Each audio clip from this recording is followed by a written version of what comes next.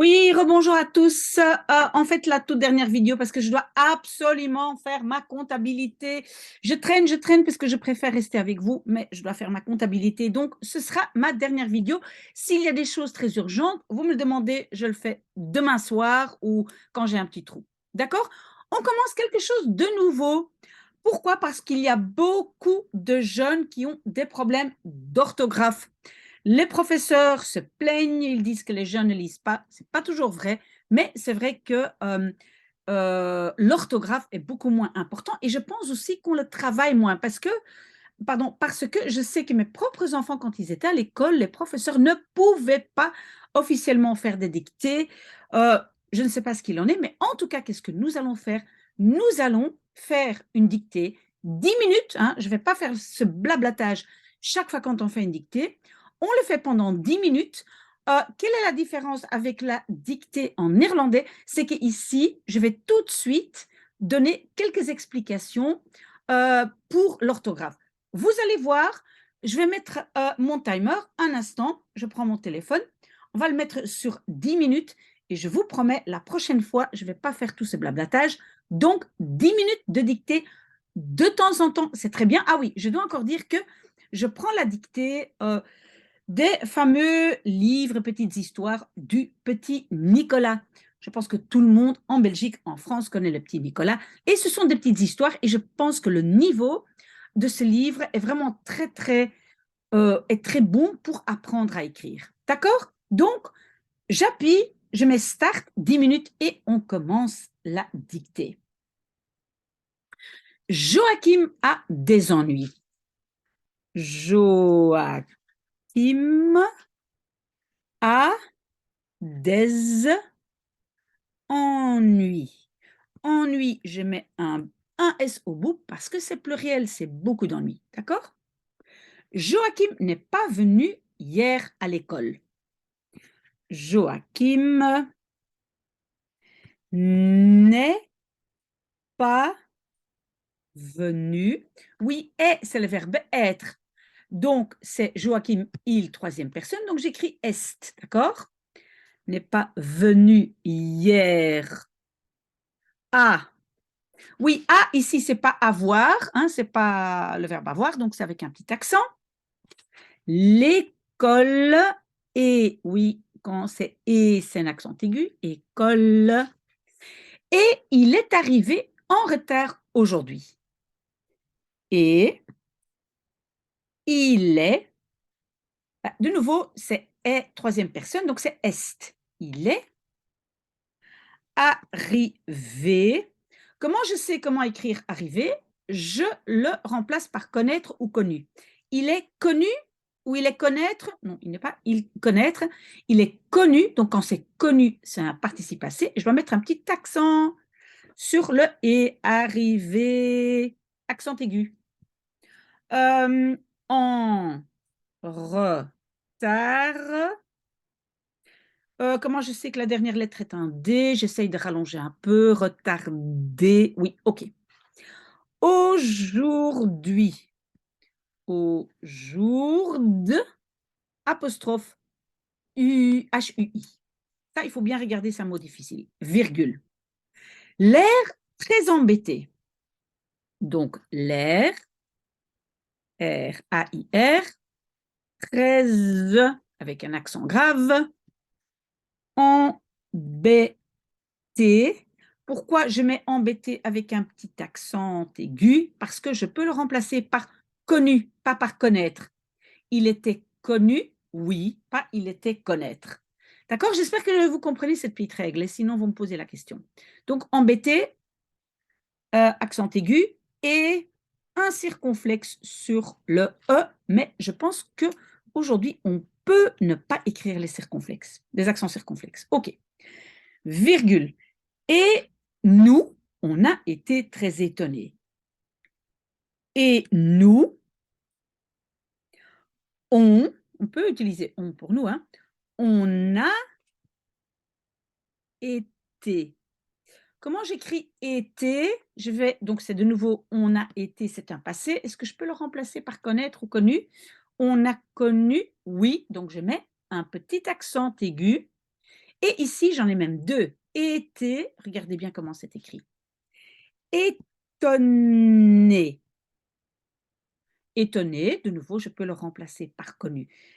Nous, on a été connus, oui, pas connaître. Alors, étonné, je vais écrire avec un S supplémentaire. Pourquoi? Parce que été est une forme du verbe être. Quand j'ai être dans la phrase, je dois regarder le sujet. Le sujet me dit quoi? Nous. Nous, c'est masculin pluriel. Donc, masculin pluriel, je mets au participe passé qui est à la fin un S. C'est à cause de nous. Point. On n'a pas été étonné que Joachim soit en retard et embêté. Donc, on a. Ah, c'est le verbe avoir, donc il n'y a pas d'accent. On n'a pas été, comme la phrase précédente, étonné, avec un S à cause de nous, que Joachim soit. Soit, c'est le subjonctif de être.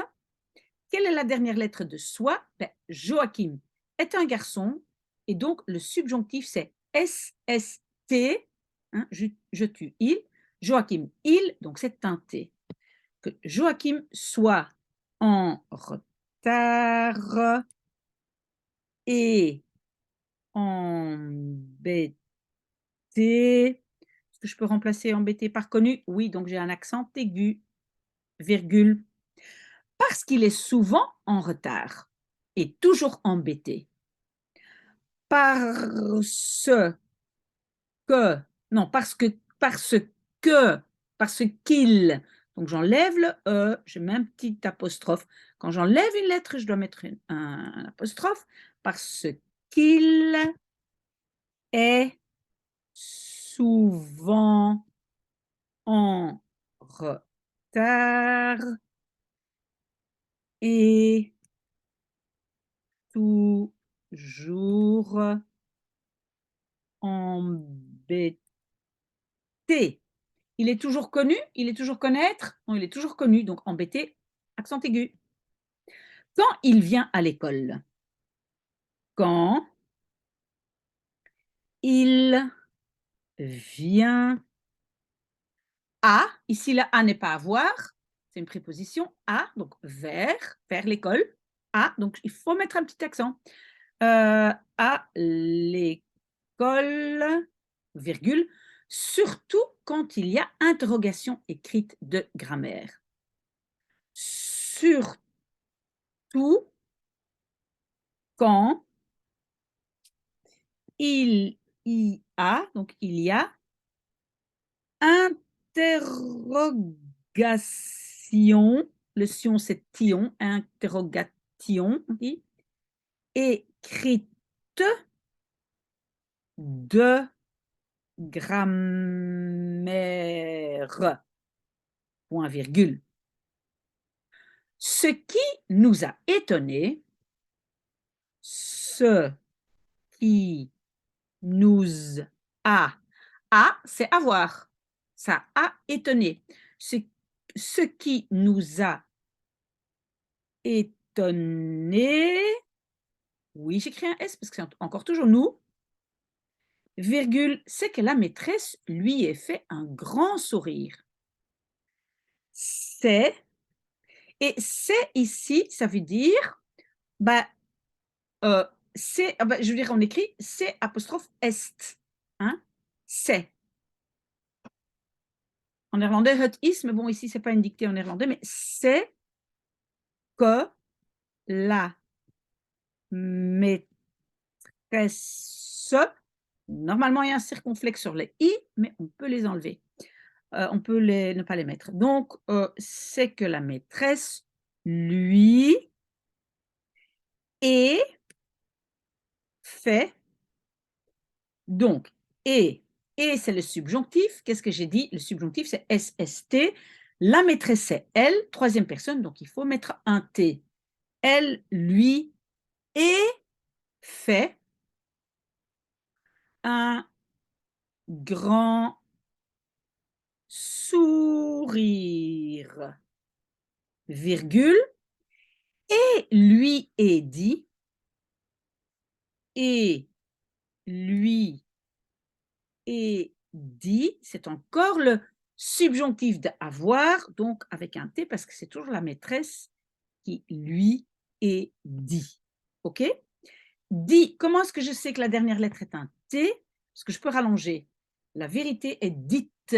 Ah oui, c'est ça, donc j'écris un T. C'est comme ça qu'on sait, on rallonge. Eh bien, félicitations, Joachim. Eh bien, ben le et ici c'est EH, mais ça vous ne devez pas apprendre à écrire. Hein. C'est juste et. Eh bien, virgule, félicitations. Donc de nouveau tion, félicitations, hein. Tous les tions, sion, c'est comme ça. Virgule, Joachim, point d'exclamation. Tu dois être content, n'est-ce pas? Tu dois. C'est quoi la dernière lettre? C'est tu, donc SST. C'est un S. Tu dois être. Normalement, il y a un circonflexe sur le E. Content. Quelle est la dernière lettre de content? J'essaye de rallonger. Contente. Oui, donc ça doit être un T. N'est-ce pas? N'est-ce pas? Et le N apostrophe est, c'est de nouveau troisième personne. N'est-ce pas? Point d'interrogation. Oh, voilà, on a déjà fini 10 minutes. Je vous promets la prochaine dictée. On fait de la même façon, mais je ne fais pas tout mon blabla comme aujourd'hui. Alors, voilà. À bientôt. Je dois absolument faire ma comptabilité. S'il y a des questions urgentes, je reste à votre disposition. Je vérifie mes mails, etc. tout le temps. Donc, revenez vers moi. Très, très bon dimanche.